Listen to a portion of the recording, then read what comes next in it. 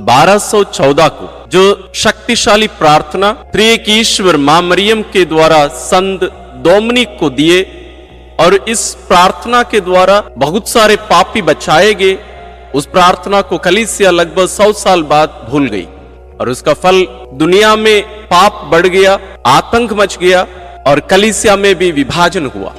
पवित्र रोसरी विंदी का पुनर्निर्माण कैसे हुआ, मनन करते हुए प्रार्थना करेंगे। 1214 को मां मरियम के द्वारा त्रिएक ईश्वर संत डोमिनिक को पवित्र रोसरी विंदी प्रार्थना दिए और धीरे धीरे ये पूरे कलीसिया में फैल गई। विशेष रूप से पश्चिमी देशों में ये प्रार्थना बहुत ज्यादा प्रचलन में रही और विशेष रूप से कलीसिया की बेटी कही जाने वाली फ्रांस में, जहां वास्तव में संत डोमिनिक रहे, वहां ये बहुत ज्यादा प्रचलन में रहा, लोग उपयोग करते रहे। लेकिन एक सदी के बाद, मतलब लगभग 100 साल बाद, ये प्रार्थना धीरे धीरे धीरे धीरे ओझल हो गई। कलीसिया के विश्वासी और पुरोहित धर्म बहने इस प्रार्थना को धीरे धीरे धीरे धीरे साइड कर दिए। जैसे आजकल भी हम कहते हैं, ये क्या है, रटारटी प्रार्थना। इस प्रकार की एक भावना उस समय में भी लोगों के मन में आया और लोग इस प्रार्थना को त्याग दिए और फल यह हुआ, वहां एक बहुत बड़ी बीमारी फैली और कहा जाता है हर 100 व्यक्ति में से एक ही व्यक्ति बचा।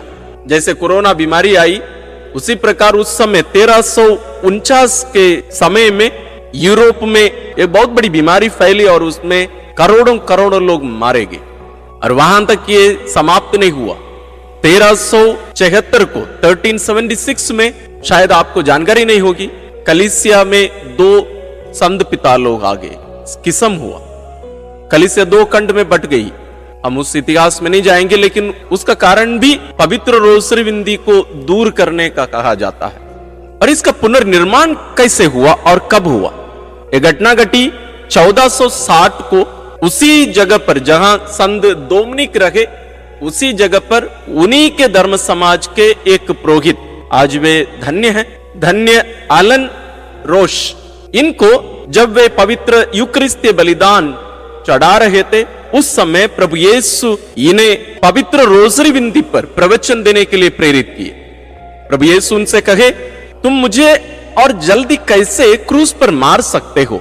जब तुम पाप करता था तब भी तुम मुझे क्रूस पर मारता था, लेकिन मैं उन पापों के कारण मेरे पिता को दुख देने से ज्यादा मैं क्रूस पर दोबारा मरना स्वीकार करूंगा। और अब तुम मुझे दोबारा क्यों क्रूस पर मारते हो? क्योंकि तुम इतना शिक्षा अपनाने के बाद, इतना समझदार होने के बावजूद तुम इस पवित्र रोसरी विंदी को कलीसिया से दूर रख रहे हो। इसलिए प्रभु यीशु धन्य आलन रोश से कहे कि तुम इस मिसा बलिदान के समय जाकर लोगों को पवित्र रोसरी विंदी के बारे में शिक्षा दो, और यदि तुम ऐसे करते हो तो तुम बहुत सारे लोगों को पाप से दूर करोगे और दुनिया में पुनः क्रिस्तीय जीवन को स्थापित करके मेरे राज्य के स्थापना में भी तुम मेरी सहायता करोगे। और वे जाकर पवित्र रोसरी विंदी के बारे में उस यूकरिस्तीय बलिदान में केवल नहीं, अपने पूरे जीवन में पवित्र रोसरी विंदी के बारे में लोगों को शिक्षा देने लगे, जैसे उनके संस्थापक संत डोमिनिक किए। और उनकी जीवनी में कहा जाता है कि मां मरियम भी उन्हें एक बार दर्शन दी। वे कहीं, तुम अपने युवा अवस्था में बहुत बड़े पापी थे और मैं मेरे बेटे से तुम्हारे मन परिवर्तन की कृपा प्राप्त कराई, और मैं अब चाहती हूं कि तुम जाकर मेरे पवित्र रोसरी विंदी को दुनिया के कोने कोने में फैलाओ। और तीसरा एक व्यक्ति उन्हें दर्शन दिए, वो है संत डोमिनिक। वास्तव में उनके लेख में और उनके बारे में जो उनकी जीवनी लिखी गई है, उनमें इसके बारे में बहुत सारे घटनाओं का वर्णन है। एक बार संत डोमिनिक उन्हें दिखाई देकर उनसे कहे, मैं पवित्र रोसरी विंदी के बारे में निरंतर प्रचार प्रसार करता रहा और मेरे प्रवचन का फल इतना हुआ, तो उसका कारण पवित्र रोसरी विंदी है। इसलिए तुम्हें भी ऐसे ही करने की जरूरत है, ताकि पवित्र रोसरी विंदी के द्वारा लोग पाप में जीवन त्याग कर ईश्वर की कृपा के पात्र बन जाए। और हम देख सकते हैं जैसे संत डोमिनिक पवित्र रोसरी विंदी की स्थापना का कारण बने, या उनके द्वारा ईश्वर हमें पवित्र रोजरी बिंदी दिए और 2 सदी के बाद 1460 को धन्य एलन रोश के द्वारा ईश्वर उसका पुनर्निर्माण किए। हम भी इस सबसे शक्तिशाली और सबसे प्यारी इस प्रार्थना का प्रयोग अपने दैनिक जीवन में करें और दूसरों को भी हम प्रेरित करें। सर्वशक्तिमान ईश्वर पिता और पुत्र और पवित्र आत्मा का आशीर्वाद आप लोगों पर उतरे और सदा बना रहे। आमीन। चल तुम्हारा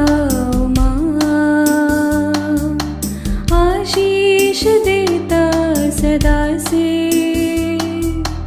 आंचल में हमको रखना, आशीष देना सदा ही, आंचल तुम्हारा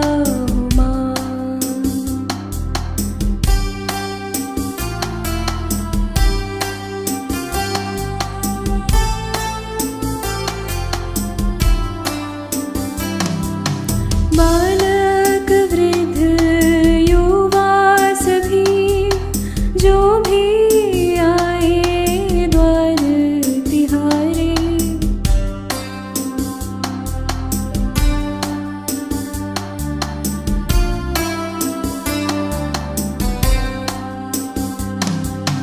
बालक वृद्ध युवा सभी जो भी सबको तू देती साया,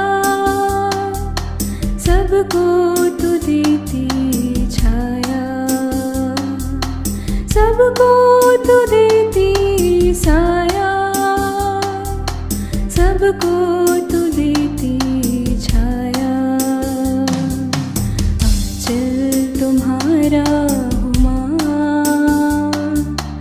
आशीष देता सदा से,